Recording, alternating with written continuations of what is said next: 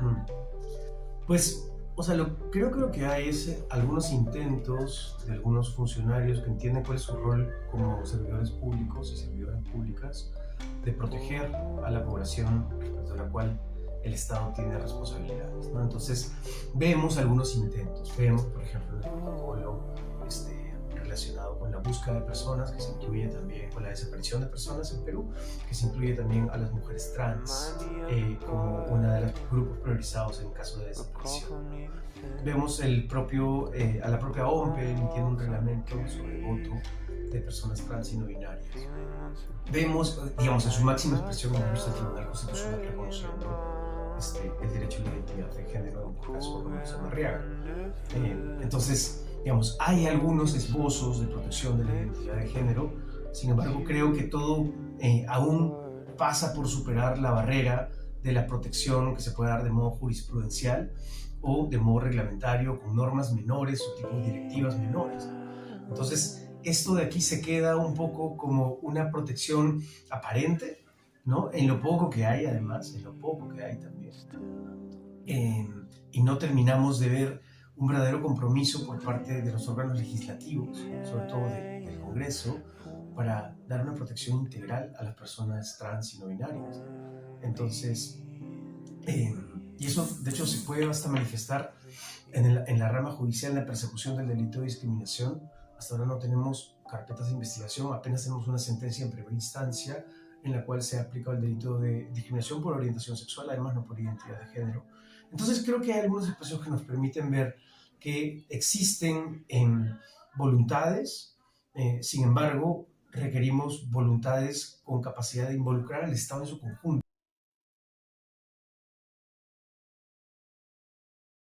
Importante, uno de los espacios, digamos, así como la nacionalidad que te abre un abanico de diferentes derechos, la identidad de género es algo parecido. Entonces, nos permite ejercer una serie de derechos. Si nuestra identidad de género está reconocida por el Estado, nos permite acceder y reconocer una serie de derechos. Un grupo de estos derechos son los derechos políticos.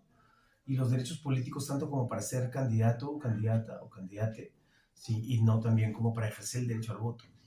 Mucho ocurre con los problemas y obstáculos de acceso a la justicia por el cambio de sexo y nombre en los documentos de identidad, que las fotografías y los nombres muchas veces no corresponden con la identidad de género que las personas experimentan y viven como derecho humano.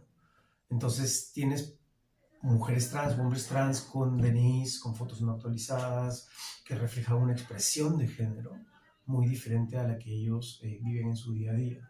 Y eso de ahí genera un obstáculo al derecho al voto, ¿no? Porque en el Perú tenemos el delito de suplantación de identidad, y que está bien está bien que esté protegido así.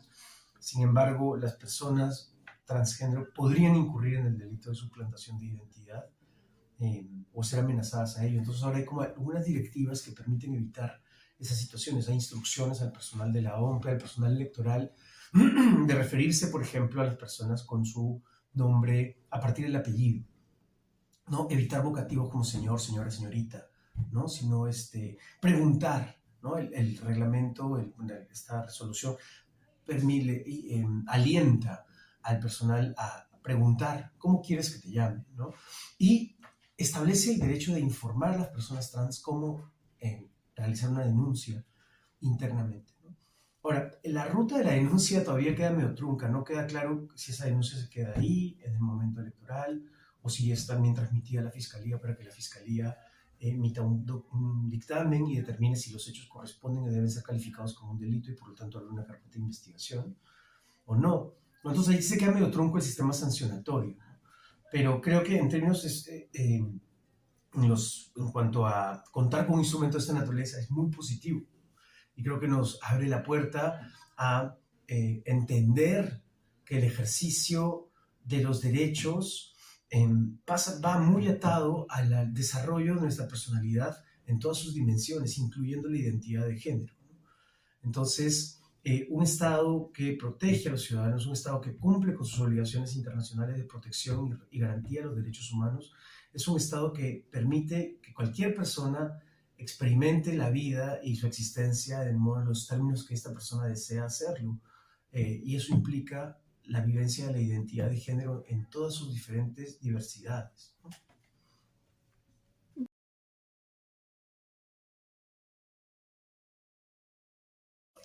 Yo no sé si, bueno, o sea, sí coincido con que Perú es un país conservador, pero creo que el problema no es no es ser conservador o conservadora hoy en día, ¿no? Creo que el problema es cómo se está planteando una dicotomía entre lo conservador como alineado o igual a los valores nacionales del país y que todo lo contrario intenta destruir la sociedad, ¿no? Y es una alineación falaz, o sea, no es cierto que solo los valores conservadores cristianos, por ejemplo, sean aquellos que alimentan y fundamentan nuestra sociedad. Eso es un grupo de valores. Pero, y otro discurso nocivo, digamos, no de los conservadores, sino de las personas que han tomado en este momento la narrativa conservadora para establecer una equivalencia con un tipo de valores que los quieren hacer pasar como si fueran los valores nacionales, es que excluyen otras formas de existencia, ¿no?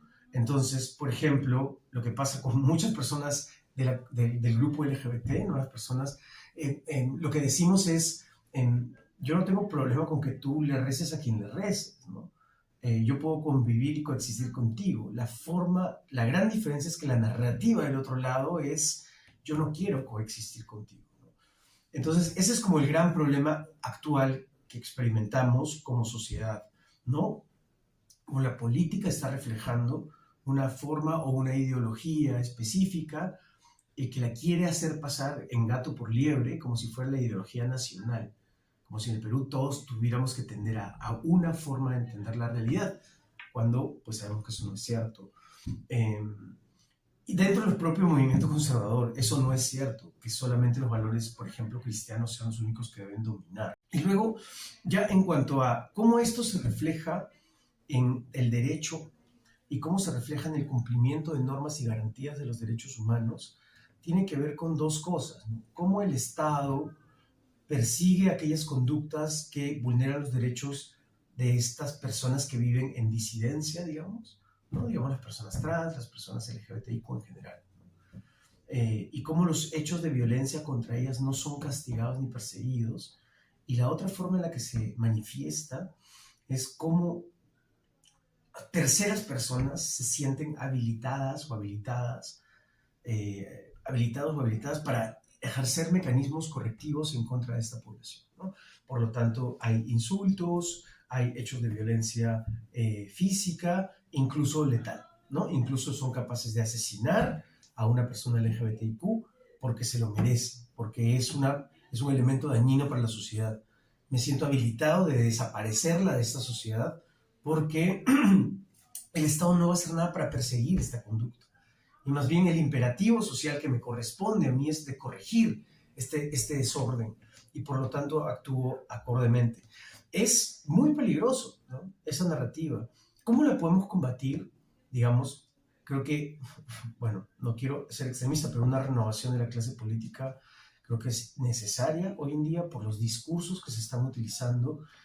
Acabamos de elegir un defensor del pueblo de un modo bastante atípico para los procesos como se habían venido realizando o como lo que significaba elegir a la persona que iba a representar la Defensoría del Pueblo en un proceso de elección de una persona con trayectoria, un proceso de elección de alguien que tuviera un demostrado compromiso con los derechos humanos, ¿no? Y así hemos tenido varias personalidades que han asumido ese rol.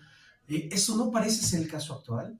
Y lo otro es que nunca hemos tenido un defensor o defensora que se haya referido de modo tan despectivo a un grupo en situación de vulnerabilidad, como lo que ha ocurrido, pese a que luego lo hemos visto con su bandera y qué sé yo, arcoíris. Entonces, son situaciones que tienen que pasar por la renovación de los cargos que hoy en día supuestamente tendrían que brindar protección, tendrían que brindarnos protección y no lo hacen.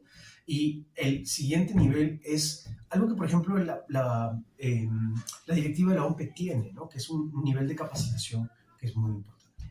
Nivel de capacitación también hay cuál es el objetivo de la capacitación, es la transformación de la relación del funcionario, ¿no? Del agente del Estado con la persona LGBTIQ, ¿no? O es simplemente como cumplir con el check de, pues ya, capacitación, listo, ¿no? Entonces, ¿qué estamos buscando con la capacitación? La transformación de ese vínculo que se da entre una persona que es funcionaria del Estado y una persona LGBTIQ, ¿no? Entonces, creo que en ese nivel hay mucho por hacer.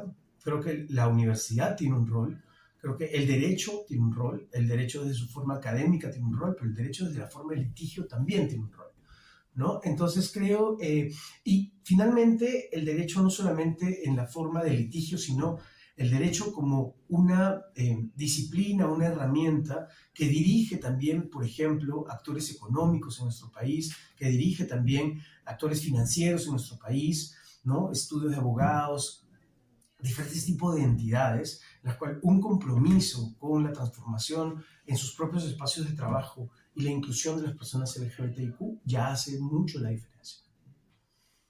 Gracias, profesor. No sé si me...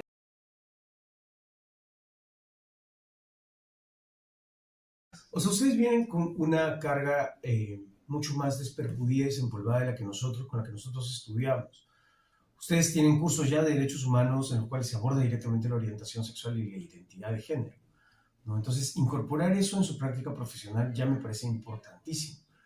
Y la otra es la tolerancia, pues comenzando por casa, ¿no? Y ser sensibles a la situación a la identidad de género y la orientación sexual de sus compañeras, compañeros y compañeras. Ya es mucho.